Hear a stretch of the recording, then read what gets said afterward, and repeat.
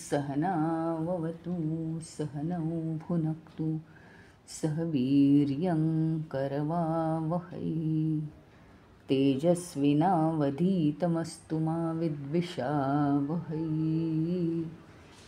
ॐ शान्ति शान्ति शान्तिः। श्रीगणेशाय नमः। ॐ श्री सरस्वत्यै नमः। ॐ श्री गुरुभ्यो नमः।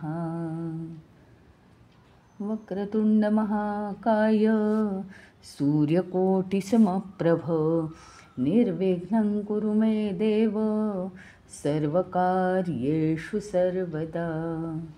या कुन्देन्दुतुषारहारधवला या शुभ्रवस्त्रावृता या वीणावरदण्डमण्डितकरा या श्वेतपद्मासना या ब्रह्माच्युतशङ्करप्रभृतिभिर्देवैः सदा वन्दिता सा मां पातु सरस्वती भगवती निःशेषजाड्यापहा। गुरुर्ब्रह्मा गुरुर्विष्णु गुरुर्देवो महेश्वरः गुरुरेव परं ब्रह्म तस्मै श्री गुरवे नमः। दक्षिणे लक्ष्मणो यस्य वामे तु जनकात्मजा उरतो मारुतिर्यस्य तं वन्दे रघुनन्दनं। मनोजवं मारुततुल्यवेगं जितेन्द्रियं बुद्धिमतां वरिष्ठं वातात्मजं वानरयूथमुख्यं श्रीरामदूतं शरणं प्रपद्ये। बोला राजाधिराज श्रीरामचंद्र भगवान की जय। पवनसुत हनुमान की जय। उमापति महादेव की जय। बोलो भाई सब संतन की जय। श्री सद्गुरुनाथ महाराज की जय। मंगलमूर्ती मोरया। आतापर्यंत आपण हनुमानाचे जीवनातले मोठे मोठे प्रसंग पाहिले. अनेक छोटे छोटे सुद्धा करामती केलेल्या आहेत. त्या आता आपण बघणार आहोत. खूप ठिकाणी हनुमान फिरलेला आहे, म्हणजे आपल्याला त्याची कल्पना सुद्धा नाही आहे या गोष्टींची. अशा अनेक छोटे छोटे जे प्रसंग घडलेले आहेत ते काही प्रसंग आता आपण याच्या पुढे बघणार आहोत.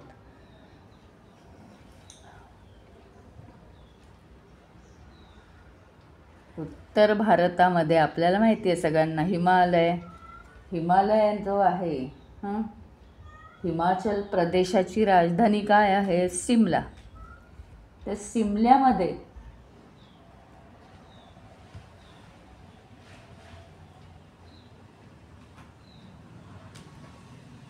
यक्ष जो आहे,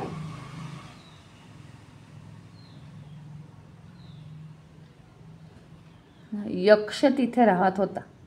म्हणजे त्या शिमल्याच्या एका डोंगरावर यक्ष, किन्नर, नाग, असुर हे सगळे तिथे राहतात.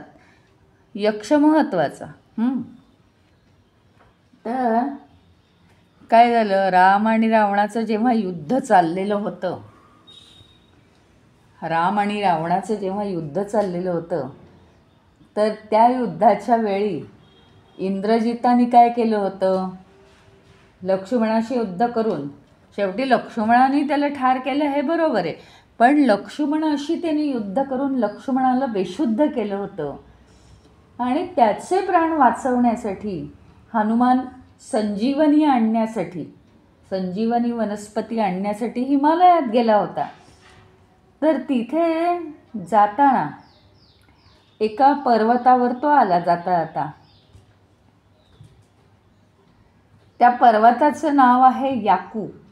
कारण काय झालं माहिती का, त्या पर्वतावर आल्यावर त्याला याकू नावाचा एक साधू दिसला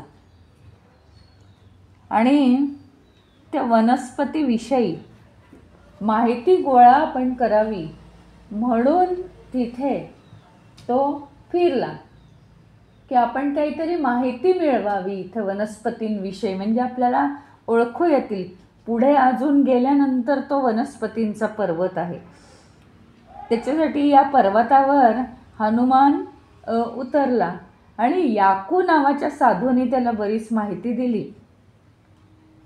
तिथे काय झालं माहिती का, हनुमानाची शक्ती एवढी आणि तो मोठ्या उत्साहात तिथे गेलेला आहे. त्याच्यामुळे काय झालं, लवकरात लवकर लक्ष्मणासाठी औषधी वनस्पती न्याव्यात म्हणून तो तिथे उतरलेला आहे त्या पर्वतावर. त्याच्या वजनाने तो पर्वत निम्मा खाली गेलेला, निम्मी त्याची उंची झाली आणि सगळे या वनस्पतीविषयी माहिती मिळवली त्यांनी आणि द्रोणागिरी पर्वतावर तो संजीवनी वनस्पती मिळवण्यासाठी नंतर आलेला आहे. पण ही एवढी चांगली माहिती याकू नावाच्या साधूने दिली म्हणून येताना त्याने ठरवलं होतं. काय ठरवलं होतं की काहीही करून मी तुम्हाला येताना भेटीन, कारण तुमच्यामुळे मला ही सगळी माहिती मिळाली. पण झालं काय माहिती का, कालनेमी नावाचा राक्षस त्याला रस्त्यात दिसला आणि त्याने त्याची अडवणूक केली. हे सगळं रावणाचंच काम आहे, कालनेमीचं आपण पाहिलेलं आहे सगळं. आणि त्याच्याशी युद्ध करता करता याला उशीर झाला आणि त्याला याकू नावाच्या साधूकडे जायला वेळ उरला नाही. कारण त्याला लक्ष्मणाचा जीव वाचवण्यासाठी सूर्योदयाच्या आत लंकेत परतायचं होतं. मग काय झालं, दुसऱ्या जवळच्या मार्गाने तो लंकेत गेला. याकूला काही तो भेटला नाही. याकू दुःखी झाले. याकू नावाचा साधू किंवा ऋषी जे काय आहे ते दुःखी झाले. मग तेवढ्यात हनुमानाने काय केलं, आपले 2 अवतार घेतले. जसं कृष्णाने नाही का अनेक ठिकाणी कृष्ण दिसायला लागला सगळ्यांना, तसे त्यांनी 2 अवतार घेतले. एक तो खरा जो हनुमान आहे तो गेला लंकेत हनुमानाकडे त्याला वनस्पती देण्यासाठी, आणि त्याने दुसरा अवतार प्रकट केला आणि साधू समोर तो हजर झाला. साधूला समजावलं मला यायला उशीर का झाला, तर कालनेमी माझा आड आला आणि त्याच्याशी युद्ध करण्यात माझा वेळ गेला. एवढं त्याला समजावून सांगितलं आणि मी तुला परत भेटायला आलो आहे, मलाही खूप आनंद झाला आहे, तुलाही बरं वाटलेलं आहे असं म्हणून तो हनुमान अदृश्य झाला. साधू अतिशय आनंदित झाला आणि त्यांनी जसा हनुमान दिसला तशी मूर्ती तयार करून घेतली आणि तिथे हनुमानाचं मंदिर बांधलं त्या याकू नावाच्या साधूनी. याकू नावाच्या साधूवरूनच त्या पर्वताला याकू पर्वत असं नाव पडलेलं आहे. आणि याकू पर्वतावर असलेलं याकू हनुमान मंदिर असं आपल्याला आजही पाहायला मिळतं.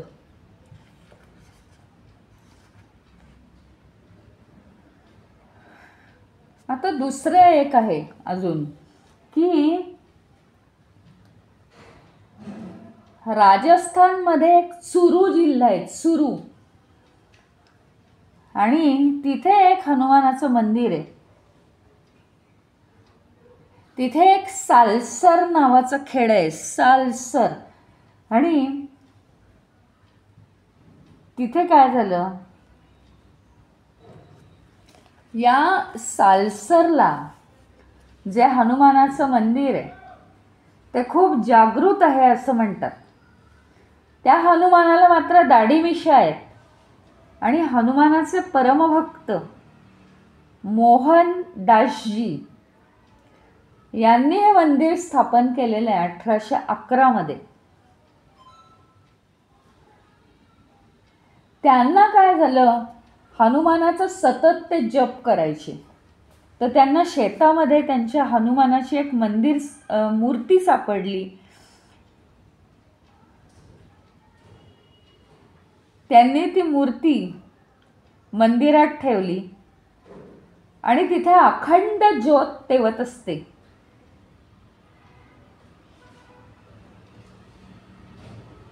म्हणजे मूर्तीची स्थापना केल्यापासून आज तागायत तिथे अखंड ज्योत तेवत आहे.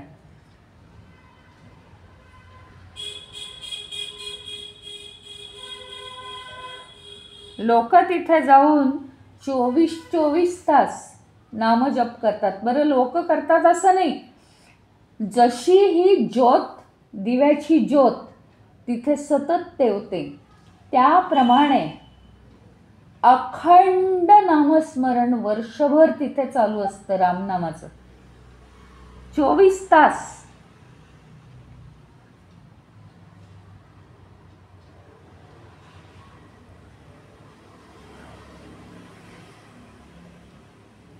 आणि हे मोहनदासजी आहेत ना, हे मोहनदासजी एवढे मोठे म्हणजे हनुमान भक्त की त्यांनी सुद्धा, म्हणजे आता काय आहे, आपल्या डोळ्यासमोर फक्त ज्ञानेश्वरांनी समाधी घेतली, कारण ती फारच लहान वयात घेतली आहे त्यांनी म्हणून.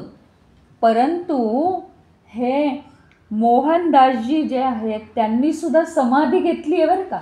इतकं त्यांनी हनुमानाचं हे केलेलं आहे, काय हनुमानाची उपासना, की शेवटी त्यांनी देह सोडून हनुमानाजवळ राहायला मिळावं म्हणून देह सोडून दिला आणि तिथे समाधी घेतलेली आहे त्यांनी.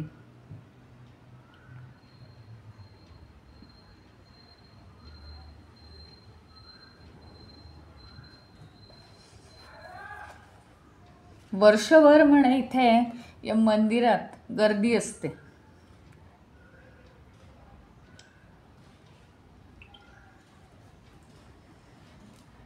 आता बघा, मध्य प्रदेशामध्ये हनुमानाने एका ठिकाणी विश्रांती घेतली होती. प्रसिद्ध तीर्थस्थान आहे तिथे मध्य प्रदेशामध्ये. चित्रकूट इथे एका डोंगराच्या माथ्यावर गुहा आहे, गुहा, आणि त्या गुहेमध्ये देवाची एक मूर्ती पाषाणातून तयार झालेली आहे. तिथे एक झरा वाहतोय, नैसर्गिक झरा आहे, तो मुद्दाम केलेला नाही. आणि तो झरा आहे ना नैसर्गिक, ॲटोमॅटिक त्या झरातनं पाणी कुठे पडतं तर म्हणे हनुमानाच्या शेपटीवर.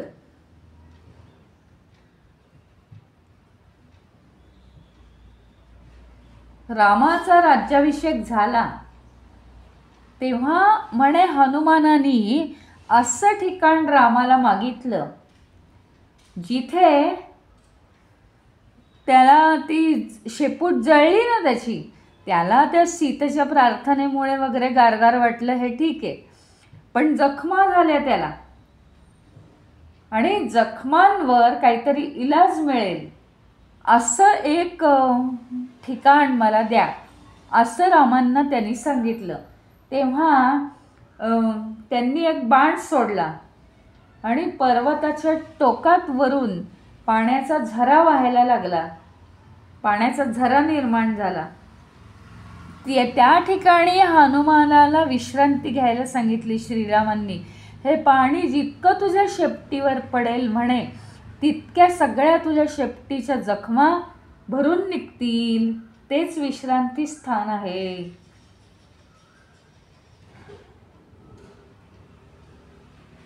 सगळी त्याच्या भाजलेल्या शेपटीची आग शांत होईल म्हणून आज सुद्धा तिथे हनुमान आहे, हनुमानाचं ते विश्रांती स्थान आहे आणि तिथे त्याच्या शेपटीवर सतत त्या झऱ्यातून पाणी पडत असतं. हे हनुमान मंदिर आहे मध्य प्रदेशामध्ये चित्रकूट मध्ये.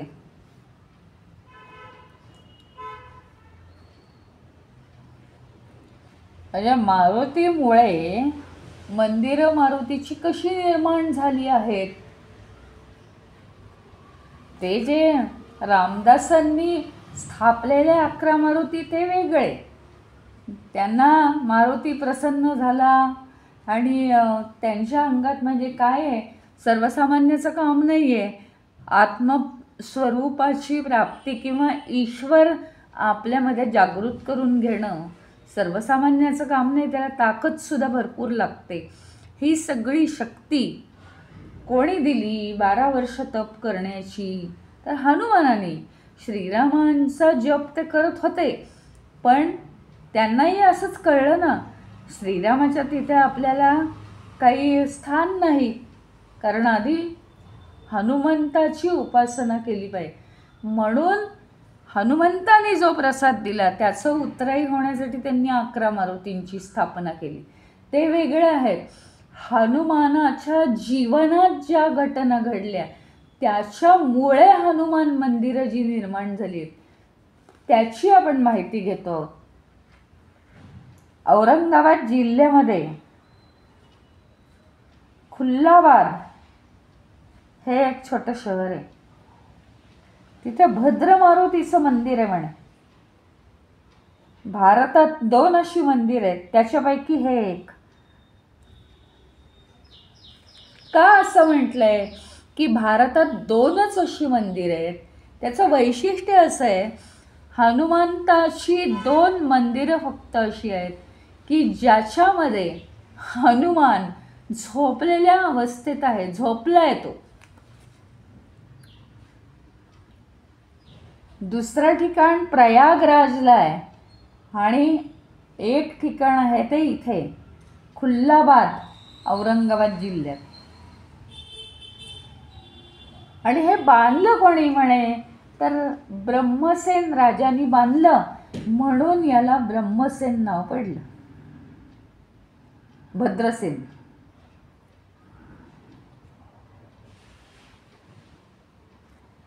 काय आहे तिथे, भद्रावती नदी वाहते बरं का. भद्रावती नदी वाहते आणि म्हणून त्याला खुल्लाबादचा राजा भद्रसेन असं त्याला नाव पडलं. तो अतिशय दयाळू आणि धार्मिक वृत्तीचा होता. तिथे एक भद्रकुंड नावाचा तलाव आहे. त्यांनी खूप हनुमानाची भक्तिगीतं त्या तलावाभोवती बसून गायलेली आहेत. आणि एके दिवशी असाच तो गात असताना, तलावाजवळ बसून गात असताना त्याच्यासमोर हनुमान प्रगट झाला. इतकं त्याचं गायन छान होतं, भक्तिभाव पूर्ण होतं. ते सुंदर भजन ऐकलं आणि हनुमान प्रगट झाला, पण ते भजन जणू काही हे बाळाला झोपवण्यासाठी अंगाई गीत म्हणतात ना, इतकं ते प्रेमळपणाने ते गात होते. राजा गात होता, तर हनुमानाला म्हणे तिथे झोप लागली. आणि त्या भक्तीवर प्रसन्न होऊन हनुमानाने त्याला झोपेच्या अवस्थेतच वर मागायला सांगितलं. तर हा राजाने त्याला मागितलं, काय माहिती का, आता म्हणे मला काय आवश्यकता आहे सांग बरं तू. मग राजाने ज्या करायच्या गोष्टी आहेत त्या मी माझ्या पराक्रमावर करीन, पण मी आता तुझ्याकडून काय मागू. इतका तो भक्तिपूर्ण राजा होता की त्यांनी सांगितलं की माझ्या राज्यातले लोक आहेत असेच मोठे मोठे भक्त होऊ देत आणि ते तुझेच भक्त होऊ देत. त्यांनी तुझीच सेवा करायला पाहिजे आणि तू त्यांना असंच अगदी सुरक्षित ठेव. म्हणून तू इथे आता कायम राहा असाच. आणि म्हणून या मंदिरात हा झोपलेला हनुमान आहे, कारण इतकं भक्तिपूर्ण गायन की एखाद्या आईने छोट्या बाळाला झोपवावं इतकं गोड गायन. आणि आळवून आळवून तो राजा म्हणत होता.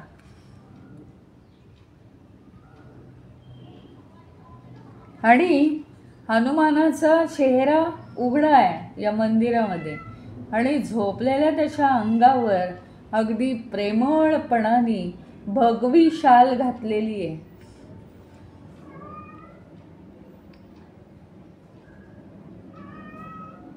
वडाच्या पानांचा हार घातलाय त्याच्या गळ्यात.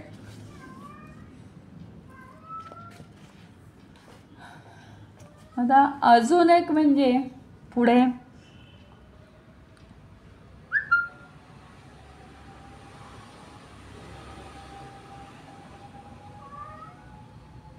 आपल्याला माहिती आहे, अमृत मंथन झालं तेव्हा अमृत देव म्हणाले आम्हाला पाहिजे आणि असुर म्हणाले आम्हाला पाहिजे. त्यांच्यामध्ये वाद झाला, हां, रस्सीखेच झाली आणि समुद्रमंथन झालं. मेरू पर्वताला वापरलं होतं रवी म्हणून. मग वासुकी नाग, त्याचा दोर म्हणजे वासुकी नाग.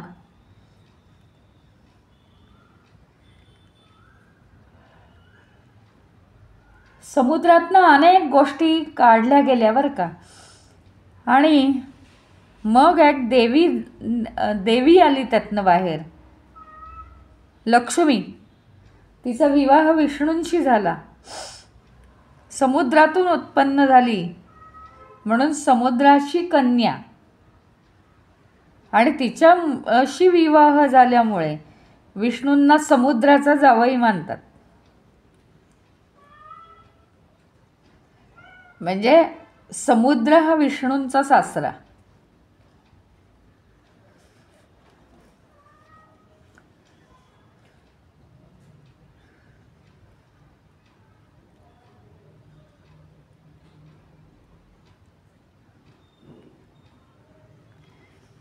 समुद्र इतका गरजायचा की शहरामध्ये सुद्धा त्याचं गरजणं ऐकू यायचं. एकदा काय झालं, विष्णूची झोपमोड झाली आणि म्हणून समुद्राला आवाज करायचा नाही असा त्यांनी आदेश दिला आपल्या सासऱ्याला.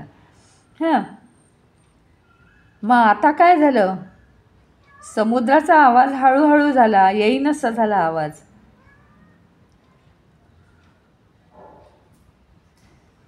त्यावेळी आता तिथे जगन्नाथपुरीचे विष्णू म्हणून जगन्नाथ म्हणतात त्यांना, त्या जगन्नाथांनी दक्षिणेकडे पहारा देण्यासाठी हनुमानाला नेमलं होतं. त्याला सांगितलं लाटांचा आवाज येणार नाही, दक्षिणेला समुद्र आहे म्हणून इकडे लक्ष दे.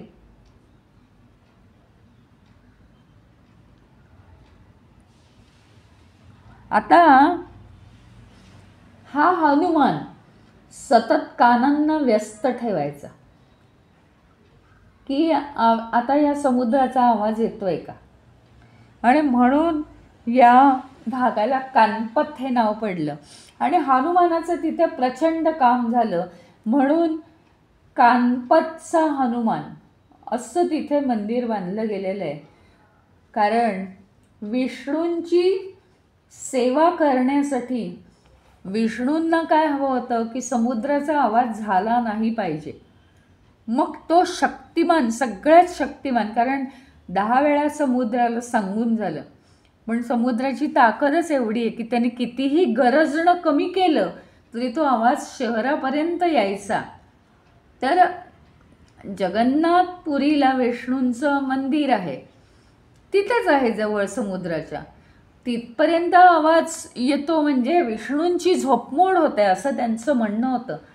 मग त्यांनी सांगितलं हनुमानाला की दक्षिणेच्या बाजूला समुद्र आहे आणि त्याचा आवाज येता कामा नये, असा तू सारखा अगदी तत्पर राहा. त्याप्रमाणे विष्णूंची सेवा करत तो तिथं उभा राहिला आणि कान सारखे त्याचे त्या समुद्राच्या आवाजाकडे होते म्हणून त्याला कानपतचं हनुमान असं म्हणतात. आणि तिथे ते मंदिर बांधलेलं आहे. आता जगन्नाथपुरीच्या पश्चिमेला जगन्नाथांचं जे मंदिर आहे ना, आत्ताचं आपण आत्ता वाचलं ते, आत्ता आपण जे पाहिलं ना यापूर्वी, ते जगन्नाथाचं जे मंदिर आहे ते जगन्नाथाच्या मंदिराच्या पश्चिमेला लोकनाथ नावाचा रस्ता आहे. इथे पण एक मंदिर आहे हनुमानाचं. आता इथे मात्र एक वर्गीस जातीचे लोक राहत होते बरं का. आणि ते वर्गीस जातीचे लोक शूर, ते सारखे घोड्यावरून यायचे जायचे. मंदिरात वातावरण खूप छान होतं, शांत. आणि मंदिराचं वातावरण ते खराब करायचे. सारखं मंदिराच्या बाहेरून खाड खाड खाड खाड घोड्यावरून जायचं. बाजूच्या लोकांनाही त्रास होत होता. पण हे वर्गीस लोक हनुमानाचे भक्त होते आणि केवळ त्यांना त्या परिसरात त्याच्यामुळे त्यांना प्रवेश होता.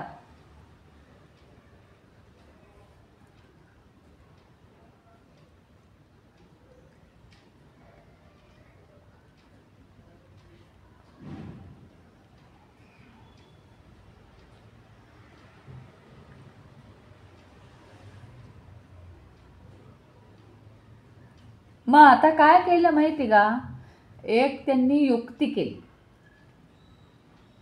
तिथे असाच एकाला हनुमान प्रगट झाला बरं का. आणि हनुमान प्रगट झाला म्हणजे त्यांनी उपासना केली आणि उपासना केल्यामुळे हनुमानाने त्यांना दर्शन दिलं. एक असाच एक ब्राह्मण होता, त्याला दर्शन दिलं. दर्शन दिल्यावर त्यांनी अगदी कष्टाने पैसा जमवला आणि तिथे छोटंसं हनुमान मंदिर बांधलं. आता हे वर्गीस जमातीचे लोक जे घोड्यावरून जात होते ते कट्टर हनुमान भक्त. आता गंमत काय झाली, आजूबाजूच्या लोकांना फार त्रास व्हायचा, म्हणून तिथे हनुमानाचं मंदिर बांधलं या ब्राह्मणाने. त्याला कारण हनुमान प्रसन्न झाला. योगायोग बघा, हनुमान प्रसन्न झाला, त्याने हनुमानाचं मंदिर बांधलं.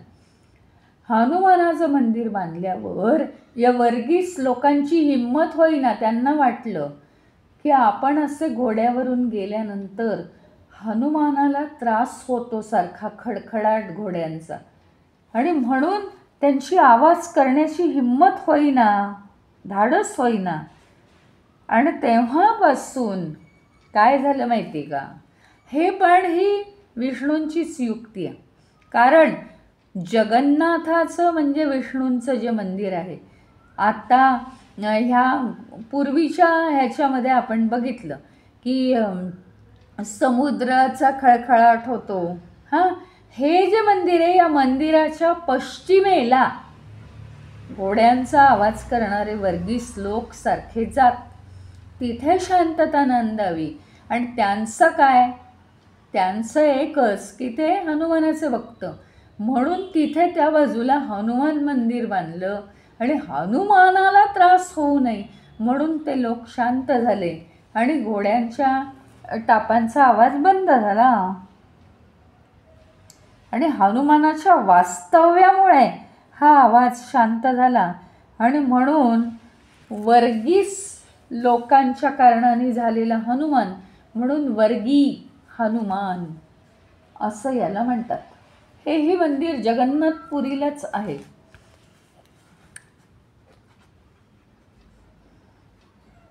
आता या जगन्नाथाच्याच मंदिराच्या पूर्वेला बघा काय आहे. पूर्वेला काय आहे,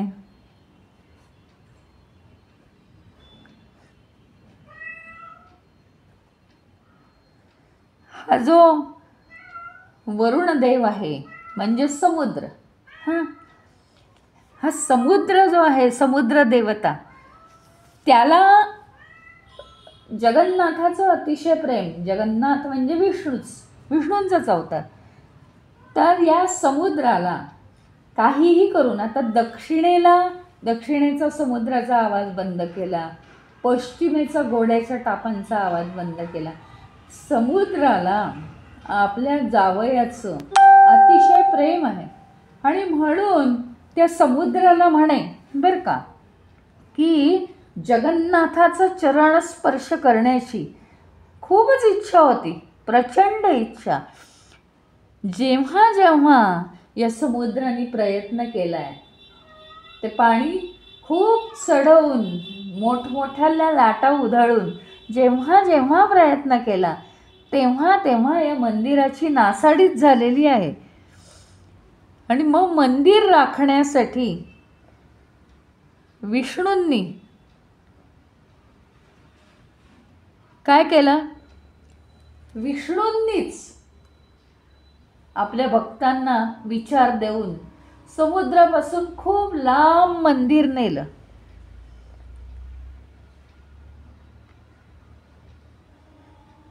आणि मग ही युक्ती मात्र हनुमानाची, म्हणून हनुमानाचं मंदिर तिथे बांधलं गेलं.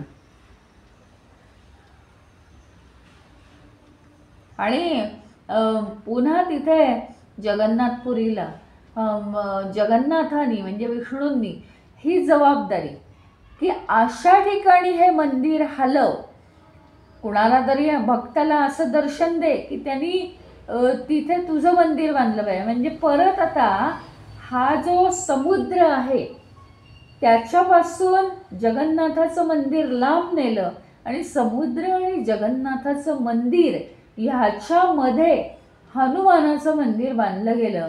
हनुमानाची ताकद प्रचंड. म्हणजे केवळ आता काय हनुमानाने नेहमी आपल्याला शिवपुराण वाचल्यामुळे हे सगळं माहिती आहे की शेवटी हनुमान हा शिव आहे आणि विष्णू हे विष्णू आहेत, श्रीराम हे विष्णू आहेत, श्रीकृष्ण हे विष्णू आहेत. त्याच्यामुळे प्रत्येक युगात तो दिसतोच आहे विष्णू. आणि प्रत्येक युगात विष्णूला मदत करण्यासाठी शिव हनुमानाच्या रूपात दिसतातच आहे. प्रचंड ताकदीने विष्णूबरोबर राहून अंतरात्मा विष्णूबरोबर जगाला दिसायला वेगळं रूप.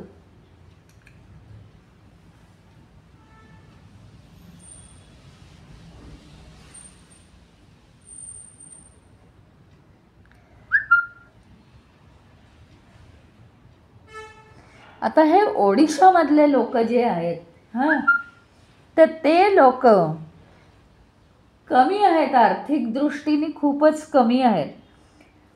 ते हनुमानाला वरण भाताचा नैवेद्य दाखवतात.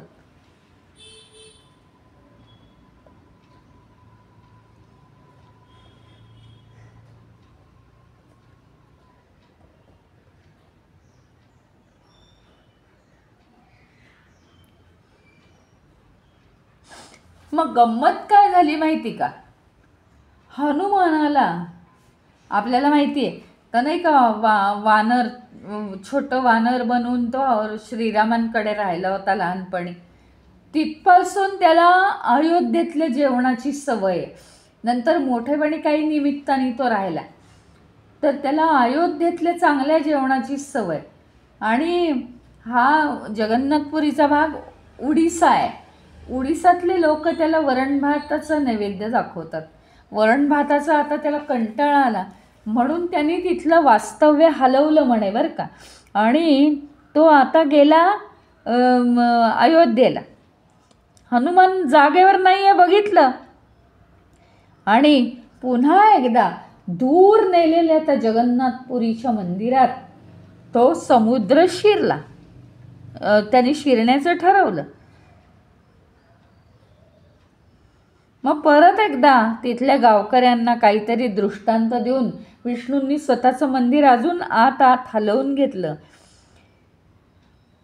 शेवटी ते विष्णू कोणत्या ना कोणत्या रूपात हनुमानाला भेटले आणि त्याला रागवले की तू तुझ्या जबाबदारीकडे दुर्लक्ष केलं. खूप रागवले. आणि मग हनुमानाला हे झालं, पश्चाताप झाला की आपण उगीच सोडून गेलो खाण्यापिण्याच्या नादानी. आणि मग परत हनुमानाने ते काम आपल्या स्वतःवर घेतलं.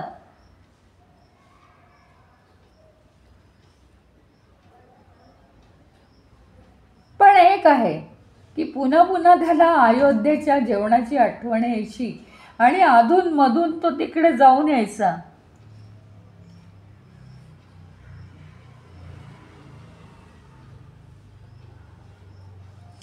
मग पुन्हा पुन्हा तेच घडायचं. पुन्हा समुद्र प्रयत्न करायचा की विष्णूच्या म्हणजे जगन्नाथाच्या पायाशी आपण जावं, चरण स्पर्श करावा. आणि पुन्हा पुन्हा जगन्नाथ आपलं मंदिर हलवून घेत असे. याचा परिणाम काय झाला शेवटी हनुमानाला साखळ दंडांनी विष्णूंनी बांधून ठेवलं बरं का. आणि म्हणून पुरीचं हे जे जगन्नाथपुरीचं हे जे मंदिर आहे हनुमानाचं, विष्णू आणि समुद्र यांच्यामध्ये, ते साखळदंडांनी हनुमानाला बांधलेलं मंदिर आहे. आणि याला म्हणून काय म्हणतात माहिती आहे? बेडी हनुमान.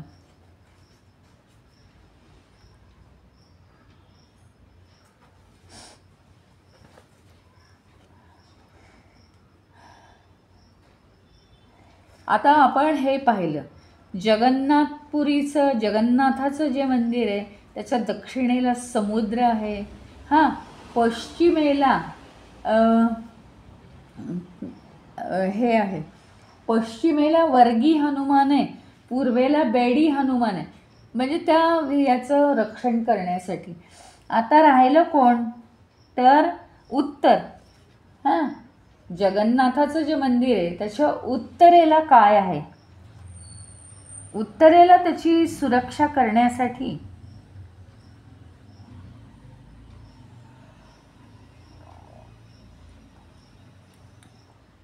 हनुमानाने त्याच्या 4 हातांमध्ये 4 सुदर्शन चक्र घेऊन तो उत्तरेला, जगन्नाथाच्या उत्तरेला उभा आहे. आणि अष्टभुज म्हणजे त्याला एका ठिकाणी 8 हात आहेत,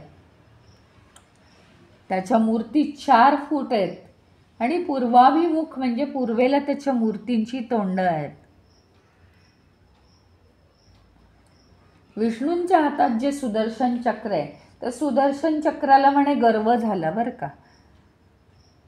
आणि ते सुदर्शन चक्र आता विचार करू लागलं की मी कायम जगन्नाथांच्या जवळ आहे आणि त्यांचं सगळ्यात लाडका आहे. सुदर्शन चक्राचा हा गर्विष्ठपणा आला भगवंतांच्या लक्षात, आणि त्यांनी काय केलं?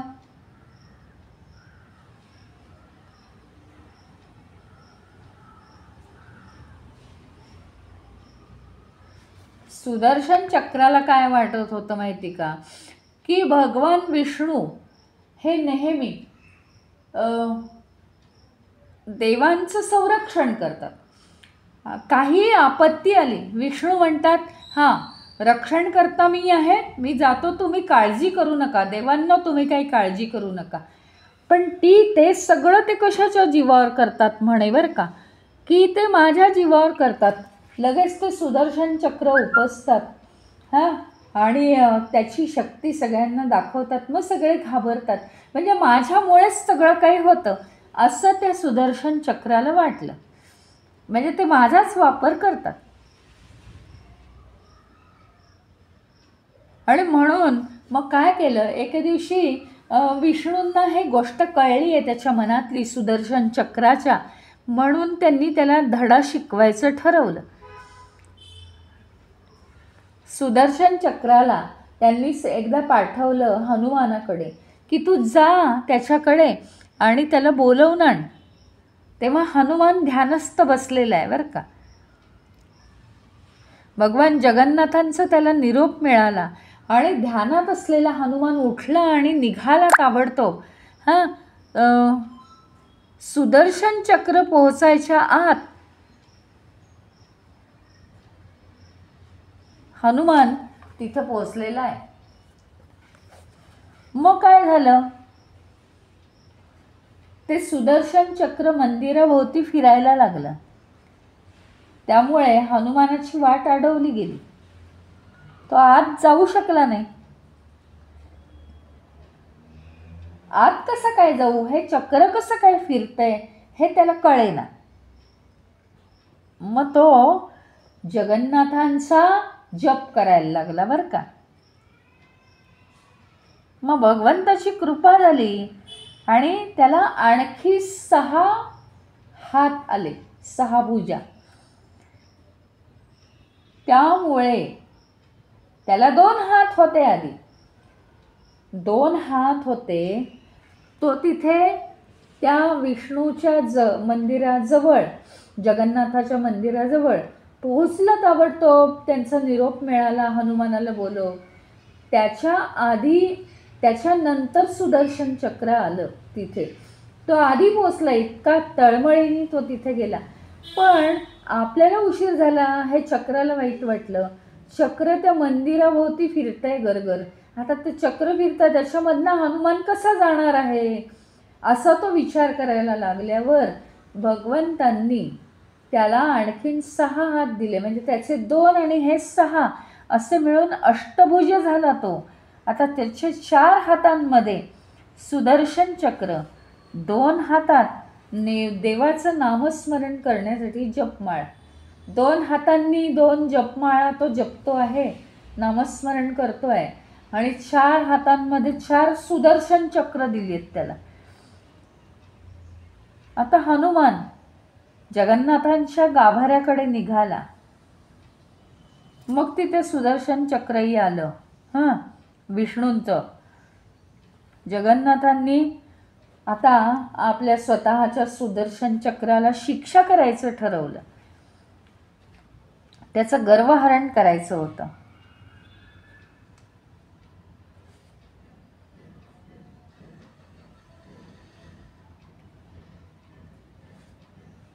मग हनुमानाकडे तर आता 4 सुदर्शन चक्र आहेत. म्हणजे मी एकटा आणि ह्याच्याकडे 4 आहेत असं पाहून त्या सुदर्शन चक्राला जरा लाज वाटली. आणि आपला अपराध झाला हे त्यांनी स्वीकारलं. मग जगन्नाथांनी त्याला शाप दिला की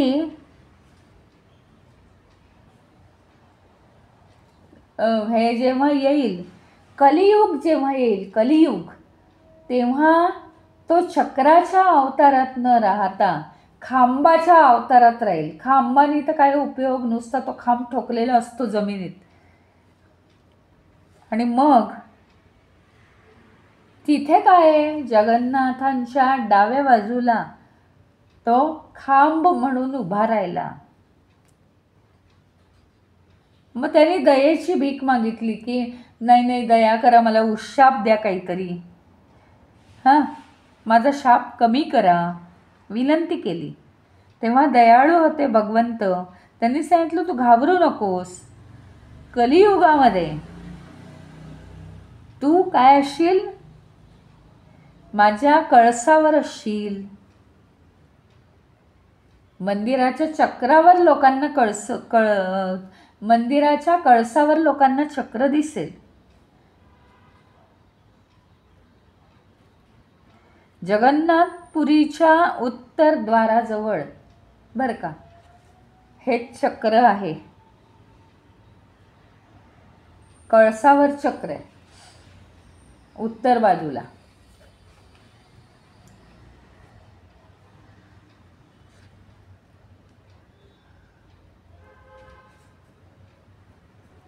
आता आंध्र प्रदेशात कडप्पा जिल्हा आहे आणि तिथे एक मंदिर आहे. रावणाचा वध झाला आणि प्रभू श्रीराम, सीतामाई, लक्ष्मण, हनुमान हे सगळे अयोध्येला जायला निघाले.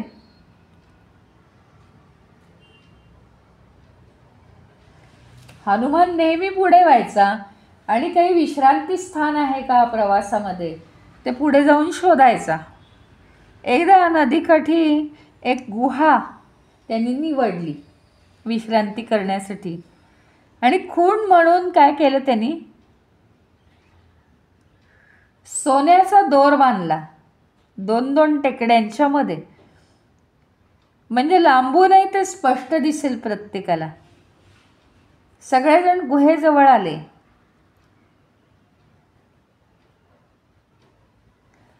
प्रभू श्रीरामांना खूप कौतुक वाटलं त्याच्या या सगळ्या करण्याचं, की किती सगळ्यांना समजेल असं हा करतो, किती कष्ट घेतो. आणि म्हणून त्यांनी तिथे हनुमानाचं चित्र खडकावर कोरलं बरं का.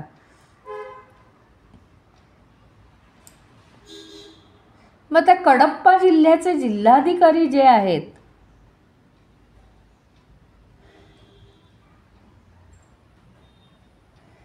एक दिवस त्या डोंगरामधून ते फिरत होते आणि त्यांना हा चमचमणारा दोर दिसला सोन्याचा. एका टेकडीवरून दुसऱ्या टेकडीवर तो लटकलेला असा दिसला. त्यांनी सगळ्यांना सांगितलं. त्यांना आश्चर्य वाटलं, हे काय आहे. तो दोर कोणालाही दिसला नाही, पण त्यांना दिसला होता. शेवटी एक गृहस्थ काय म्हणाले, ज्याला सोन्याचा दोर दिसतो तो भाग्यवान, पण ज्याला तो सोन्याचा दोर दिसतो ती व्यक्ती काही दिवसांनी देवाघरी जाते. तर ते जिल्हाधिकारी जे आहेत कडप्प्याचे, त्यांना आश्चर्य वाटलं आणि खरोखरी काही महिन्यात त्यांचा मृत्यू झाला.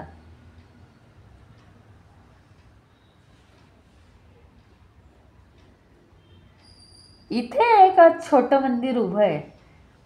खडकांवर श्रीरामांनी खडकावर हनुमानाचं मूर्ती कोरलेली आहे आणि ते चांदीने मढवलं आहे. आता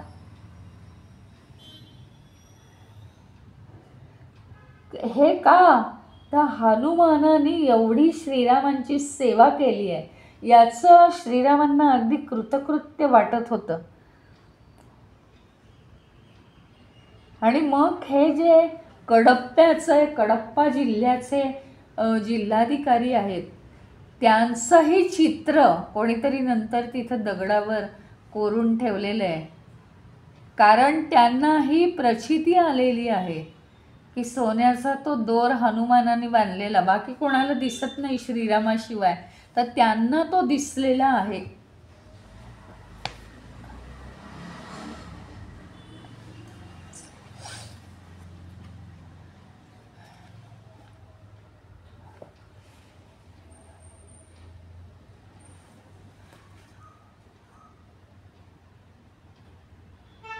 आणखीन एक असंच एक की अडोणी नावाचं एक गाव आहे. अडोणी, तिथे ट्रेननी जाऊ शकतो, लोहमार्गात, लोह म्हणजे रेल्वे, नाहीतर रस्त्याने पण जाता येतं.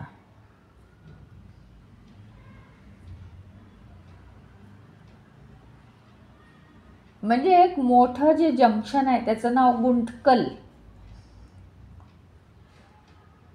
आंध्र प्रदेशाचं कुर्नूल जिल्हा, तिथे हे गाव आहे.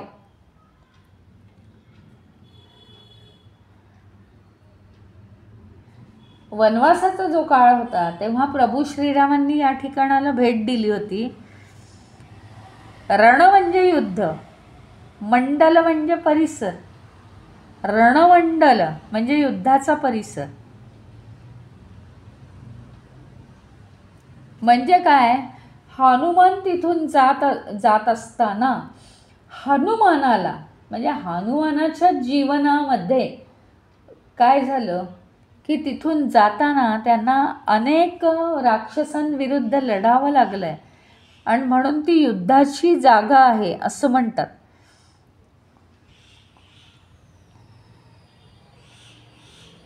म्हणजे या राक्षसांनी श्रीराम आणि सीतामाई आणि लक्ष्मण यांना छळायचा प्रयत्न केला, म्हणून तिथे हनुमान होता त्यांच्याबरोबर म्हणे. तर हनुमानाने राक्षसांशी युद्ध केलेलं आहे आणि म्हणून या जागेला रणमंडल म्हणतात. अनेक राक्षसांशी युद्ध करावं लागलं. आपल्याला ही गोष्ट माहिती आहे की अंजनीनी नाही का सांगितलं होतं त्याला की या सगळ्या वानर सेनेला युद्ध का करावं लागलं, श्रीरामांना कशाला नेलंस तिथे, हां मला तुझी लाज वाटते, तू माझा पुत्र आहेस. त्यामुळे हनुमानाने काय केलं, श्रीरामांची सेवा म्हणून या रणमंडल भागात स्वतःच युद्ध केलेलं आहे.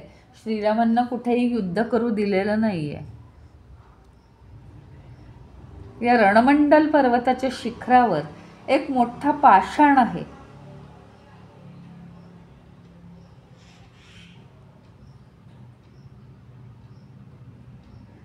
त्याच्यावर हनुमानाची मूर्ती कोरलेली आहे. याला केशरी रंगाने रंगवलं आहे. आणि हे मंदिर एका दिवसात बांधावं लागलं. त्याच्यावर छत नाही आहे. त्याच्यामुळे लोकांना वाटतं ही मूर्ती स्वयंभू आहे.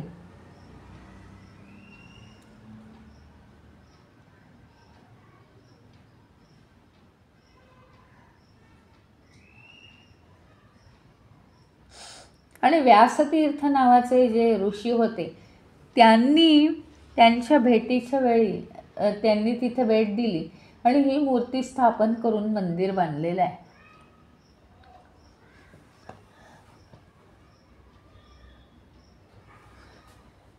अशा अनेक हनुमानाच्या छोट्या छोट्या गोष्टी आहेत.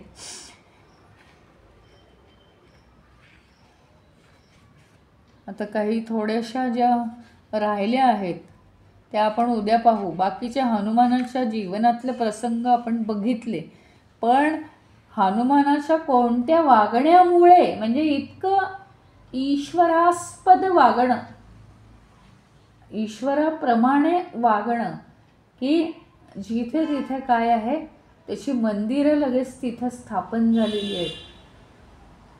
अशी ही मंदिरं, अशी काही अजून मंदिरं राहिली आहेत तीही आता उद्या सांगणार आहे मी.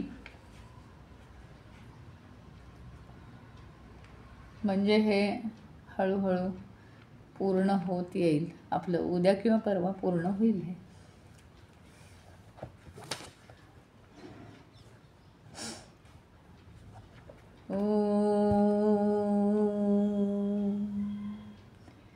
ओम पूर्णमदः पूर्णमिदं पूर्णात् पूर्णमुदच्यते पूर्णस्य पूर्णमादाय पूर्णमेवावशिष्यते.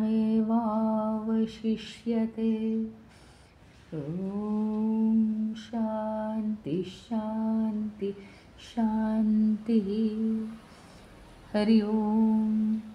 श्री गुरुभ्यो नमः. हरि ओम.